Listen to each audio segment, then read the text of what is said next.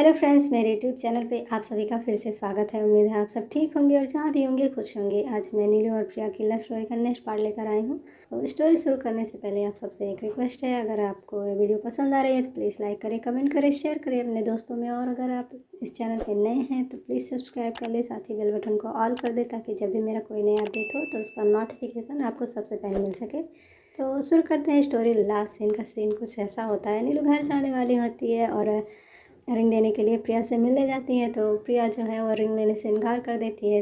तो नीलू जो है उसको रिंग देती है और रिंग देकर कहती है कुछ दूर चलोगे मेरे साथ। तो प्रिया जाने से भी इनकार कर देती है। फिर नीलू जाने लगती है तो प्रिया उसका हाथ पकड़ के कहती है रुक जाओ ना, मत जाओ। तो नीलू जो है वापस मुड़ती है और प्रिया का हाथ पकड़ के कहती है कि अब जाना तो पड़ेगा, क्या कर सकती हूँ मैं, नहीं रुक सकती ना। तो फिर ऐसे ही प्रिया उदास होकर उससे पूछती है कि फिर कब आओगी मुझसे मिलने के लिए। तो नीलू कहती है जब भी मुझे मौका मिलेगा तब भी मैं आ जाऊंगी ना। तो फिर ऐसे ही दोनों बात कर रही होती हैं तो भैया आवाज़ लगाते हैं नीलू को। तो नीलू कहती है कि हाँ भैया आ रही हूँ। तो फिर ऐसे ही नीलू जाने वाली होती है तो प्रिया ने अभी उसका हाथ पकड़ा हुआ होता है, उसको छोड़ती नहीं है। तो नीलू कहती है जाने दो ना, जब जाना ही है तो फिर क्या कर सकते हैं। तो प्रिया कहती है अच्छा ठीक है, फिर जल्दी आना ना। तो नीलू कहती है आऊँगी ना, जल्दी आऊँगी, जब भी मुझे मौका मिलेगा मैं आ जाऊँगी। तो फिर इतना कहकर नीलू चली जाती है भैया के साथ। उसके बाद प्रिया आती है अपने रूम में और दरवाज़ा बंद करके वो रोने लगती है। इधर नीलू चली आती है और रास्ते भर में प्रिया के बारे में सोच कर उसकी भी आंखें भरी हुई होती हैं, लेकिन वो रोती नहीं है। फिर घर पहुंचती है और सबसे मिलती है। तो रिमी जो है उससे पूछती है कि क्यों नीलू, घर आने का मन नहीं करता है क्या, हमारी याद नहीं आती है क्या। तो फिर नीलू ऐसे थोड़ा स्माइल करती है और कहती है आती है ना, इसीलिए तो आई हूँ। मतलब ऐसे ही सबसे मिलती है। उसके बाद अपने रूम में जाती है और बेड पे लेटी रहती है। तो थोड़ी देर में उसकी मम्मा आती हैं और नीलू से पूछती है क्या हुआ नीलू, तुम्हारी तबीयत ख़राब है। तो नीलू जो है उठ के बैठती है और मम्मा से कहती है नहीं मम्मा, मेरी तबीयत सही है, बस थोड़ा थकावट महसूस हो रहा था इसीलिए लेटी थी। तो मम्मा उसकी कहती हैं अच्छा ठीक है। तो फिर वो बुआ के बारे में पूछती है कि वो कैसी हैं। तो नीलू बताती है कि वो ठीक हैं, घर में सब ठीक है। तो फिर ऐसे ही उसकी मम्मा कहती हैं तुम्हारे पापा का ट्रांसफ़र हो गया है दूसरे ज़िले में, तो मुझे जाना पड़ेगा उनके साथ, और अगर तुम्हारी पढ़ाई ना होती तो तुम्हें भी अपने साथ ले जाती। तो नीलू ऐसे पूछती है कि कब जाना है। तो उसकी मम्मा बताती हैं कि कल ही जाना है मुझे, सुबह का ट्रेन है।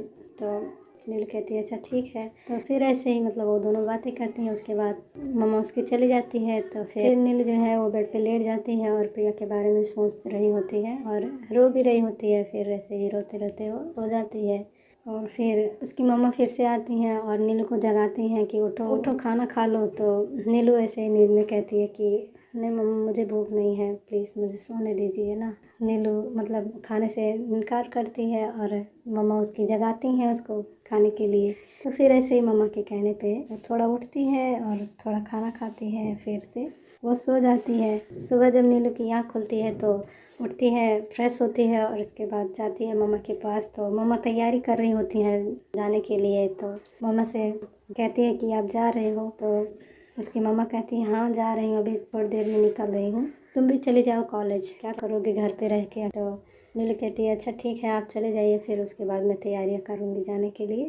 तो फिर उसकी मम्मा जा रही होती हैं तो नीलू बहुत रोती है मम्मा के लिए। मम्मा के लिए भी रोती है और साथ में प्रिया के भी लिए रोती है, क्योंकि उसके पास एक बहाना होता है रोने का। तो फिर ऐसे ही उसकी मम्मा कहती है तुम चिंता ना करो, जब तुम्हारा एग्ज़ाम हो जाएगा तो फिर मैं तुम्हें यहाँ से लिवा जाऊँगी अपने पास। तो नीलू ये सुन के और भी ज़्यादा अपसेट हो जाती है। सोचती है कि छुट्टियों में तो प्रिया से मिलने जाना था, आपके पास चले जाऊँगी तो फिर प्रिया के पास कैसे जाऊँगी। फिर ऐसे ही सोच रही होती है। उसके बाद उसकी मम्मा चली जाती हैं। फिर नीलू भी आती है, कॉलेज के लिए रेडी होती है और फिर चली जाती है कॉलेज। फिर अपने दोस्तों से मिलती है तो उसके दोस्त पूछते हैं कि नीलू अभी तक तुम कहाँ थे, इतने दिनों बाद आई हो। तो नीलू बताती है कि बुआ की तबीयत ख़राब थी इसलिए मैं चली गई थी वहाँ पे, इसलिए मैं नहीं आ पा रही थी।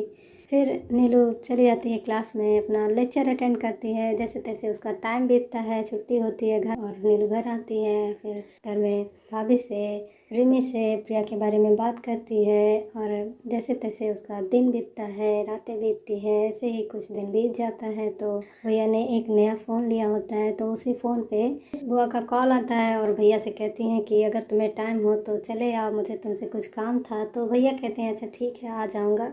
तो फिर जब भैया जाने वाले होते हैं तो नीलू प्रिया को लेटर देती है। उसमें ये लिखती है कि भैया ने न्यू फ़ोन लिया है, मैं उसका नंबर दे रही हूँ, जब भी तुम्हारा मन करेगा तुम इस पर कॉल कर लेना बात करने के लिए। तो फिर ऐसा लिख के वो भैया को देती है और कहती है कि प्रिया को जाके दे देना।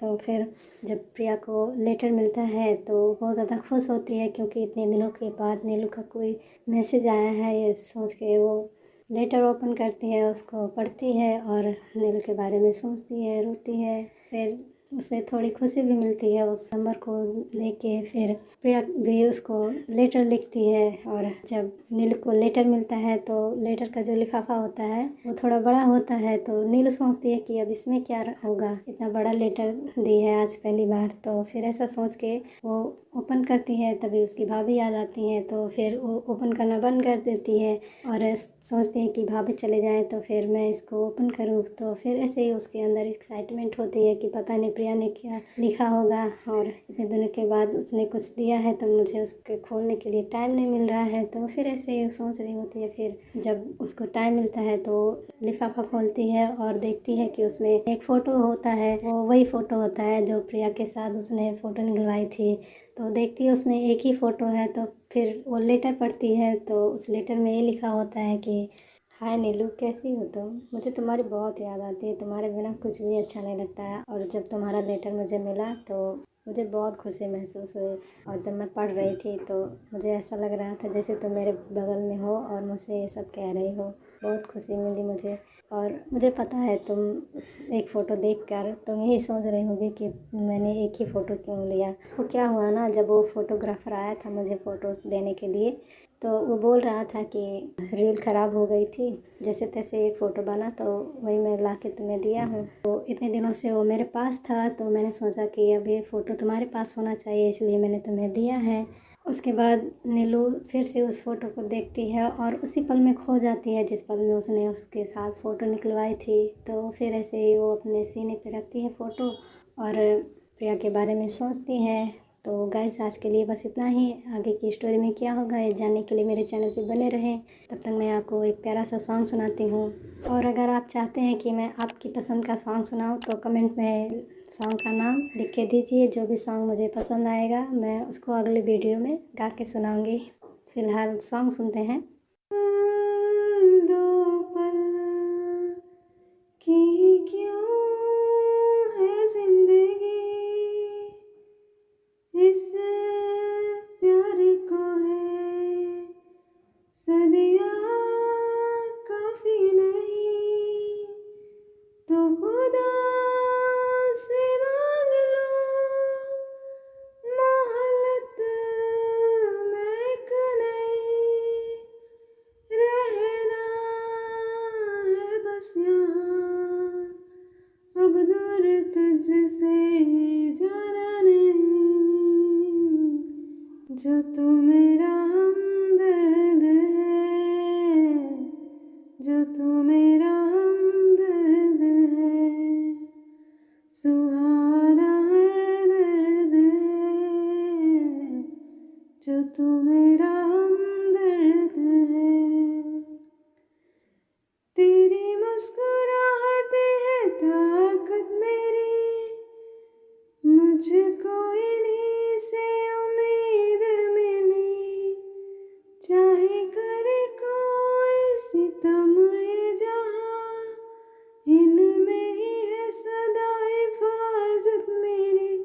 जिंदगानी बड़ी खूबसूरत हुई, जन्नत अब और क्या होगी कहीं, जो तू मेरा हमदर्द है,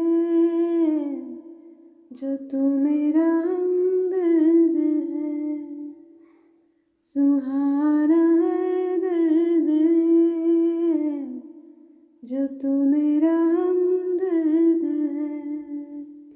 अभी के लिए bye bye and take care.